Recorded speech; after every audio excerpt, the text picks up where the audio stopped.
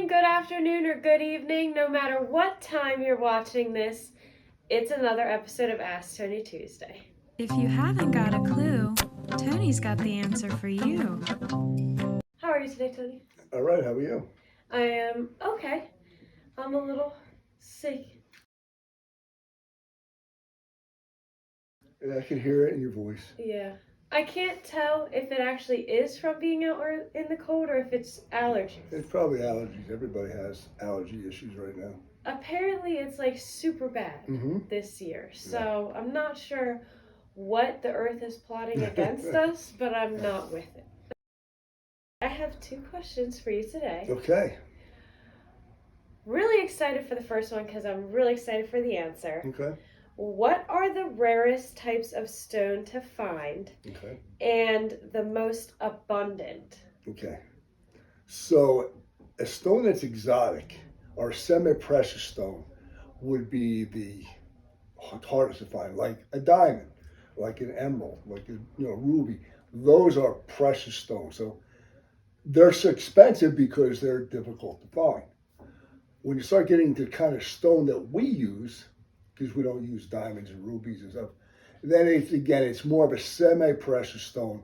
A lot of the quartzites, a lot of the real exotic looking stuff is expensive because, first of all, it's hard to find. There's not an abundance of it. Second of all, because there's so much movement and variation, it can look like this today. And then as they quarry, the next block could look completely different. Right. So they may only yield, maybe they yield 2, 3, 4 blocks out of it, and then it's gone. Then, because when it has a lot of movement and variation, sometimes those blocks aren't very good. Sometimes they just crumble. So sometimes you can end up with nice big blocks. Sometimes you end up with real small blocks that don't really, you can maybe sell them for tile or stuff like that, but you're not going to get slabs. Everybody wants giant slabs for giant islands. So those are the ones that are like top dollar. If you can find a semi-precious stone and a good size slab, that's a premium. And then as it gets smaller, then it's less money. And then, like I said, if it changes, it may not be sold as that anymore because it looks completely different. Right. And then as the cheaper ones, there's the more consistent the stone is, say like an Ubatuba, as they quarry, like that quarry will never run out. Yeah. It's just the same thing throughout the whole mountain. It's the same. So there's an abundance of it. So when it's like that, it's cheap because they're never going to run out. Every block is almost the same. Okay. So it's supply and demand. Okay. It's always supply and demand. Second question of the day for you then. What are the best edge finishes to have? And to give a little context, like what are the easiest ones to clean? What are the ones that don't have the sharp edges to them? Okay. Well, the easiest to clean would be an eased edge, which is basically just a squared off edge. We just take the sharpness off the top, so it's kind of, you don't get the chipping or a real sharp edge. The quarter round is probably the best for not getting chipping because that top quarter inch is rounded over. So it's a little bit softer on your arms if you're leaning on it or something like that, maybe a sitting area or you're having a breakfast area. Those are probably the easiest. When you start getting into the fancy OGs where they're kind of contoured, a lot of people call those crumb catchers because they wipe the countertop off, but a lot of times nobody wipes the edge off. Yeah. So they wipe the counter and then the crumbs sit on the edge. Okay. So anything that has that decorative kind of waterfall, kind of trickle down thing, that you need to make sure that you clean the edge as well. Yeah. So the more intricate the edge, the more you have to, wash or care for it. The straight edges, nothing sticks to it. It's pretty simple. But it's just, I always say, get a stone get an edge that matches your stone. A lot of times, if you have a stone with a lot going on, especially if there's a lot of mica in it, you can't really do a decorative edge because it kind of, all the mica and the quartz kind of blows off. So you got to put a lot of glue in it. So you need a simple edge. But if the stone has a lot of movement and variation anyway, nobody's really looking at the edge. Yeah. The stone is so beautiful. There's so much going on in it. You could just do a simple edge. It's when the stone is okay, maybe it's a very consistent stone, but you want to dress it up, that's when you do a fancy OG or something like that. Or a lot of people today will do an island, and they'll do something fancy on the island. So because the island is kind of the the center of attention in the kitchen. Yes. And everybody congregates around the island. So they want that to be the centerpiece. So they'll do something decorative there and then something basic on the perimeter. Yeah. Especially now, a lot of people are doing that, we do that 2.5, 3-inch thick buildup. Yep. So the island looks really massive. Yeah. And we actually have gotten that question a lot when looking at edges. Mm-hmm. People who have children don't want to have those sharp edges, and Mm-hmm. we even on our eaves we Mm-hmm. we round everything out so it's not gonna Right. stick Especially the and corners. poke you. Yeah, the corners.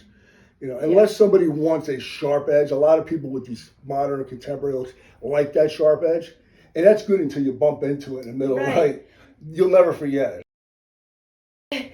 If your kid hits his head on a corner, it's going to hurt anyway. Right, exactly. But if it's a sharp corner, it's going to hurt a little bit more. Yeah, and it could be a hospital trip. So Yeah, it that's could be, why yeah. we've gotten that question before. And then the cleaning one, we've gotten it before, but we normally mention it to people because a lot of people don't want to have to dig in the little cracks and crevices. Yeah. So And it's more of a look. I mean, I wouldn't say pick an edge based on how hard it is to clean. yeah, Pick an edge based on how it looks, because none of them are really difficult to clean. right. It's just a matter of just when when you wipe off the top, wipe off the edge. Yeah, exactly. That's it. All right, those are all the questions I have for you today. Okay. Thank you for answering our questions My as pleasure. always. My pleasure as always. I have some more news for you guys. Kind of sad news. I won't be in Ask Tony Tuesdays anymore. This is my last week here. There will be a new host that will be taking over Ask Tony Tuesdays. I'm definitely going to miss it a lot. I've been doing this, which is crazy because we just had a memory pop up from like 2 years ago of episode 3 of Ask Tony Tuesday. So I have been doing this for 3 years. Yeah. How many did we do? What episode is this? I think this is episode 90. 90. Wow. Yeah. So I did 90 episodes of Ask Tony Tuesday. It's definitely going to be weird not talking to you guys every week and not being here asking Tony questions. Yeah. But I thank you guys for tuning in to Ask Tony Tuesday while I've been here. Thank you for all the love and support that you've shown. Thank you, Tony, for being with me to do Ask Tony Tuesday. I just answer the questions. You're the personality on the show. I try. But yeah, just a heads up, I won't be here next week with you guys. I'll definitely miss you guys, so. Maybe a guest appearance. Yeah. Down the road. Who knows? Yeah. I'll just pop up out of nowhere and I'll be go. like, what's up? Thank you guys for tuning into this episode. Thank you for tuning into every episode if you have. And I will not be back next week with another episode. Maybe Tony will we'll see.